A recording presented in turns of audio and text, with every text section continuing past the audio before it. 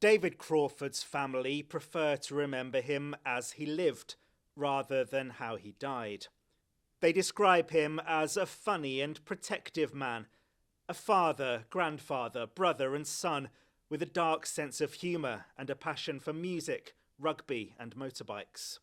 Most people knew him better as Mad Dog, an ironic nickname as his family say that despite his tough exterior, he had a soft inside. On May the 12th last year, 59-year-old David was riding his motorcycle along the A38 towards Plymouth when he was spotted by a rival group of bikers. A car blocked his path on the St Budo slip road.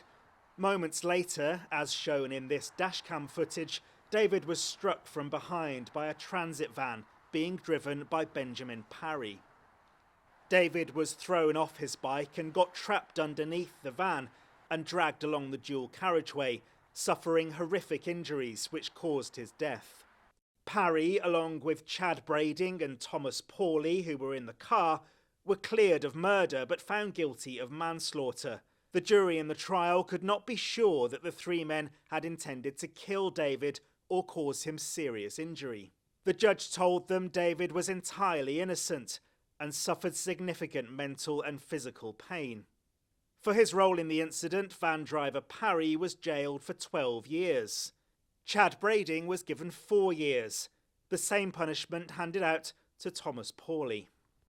David Crawford's family didn't want to appear on camera for this report, but I met with them recently and they told me how what happened here on the A38 last year has affected them and why they're now campaigning to get those sentences reviewed and possibly increased. David's daughter Janice said, "I wouldn't wish this on anybody, not even my worst enemy. I still have nightmares, I don't sleep. We want justice for my dad. We know he isn't coming back, but it's an insult. What sort of example does it set? We just want a fresh pair of eyes." David's widow, Anne-Marie, said, "We're very wary of who we're talking to now. Our world has become very small. We just want someone to look again at the sentences." The family have launched an online petition to attract support for their fight, and their local MP, Gary Streeter, is taking up the cause in Parliament by writing to the Attorney General.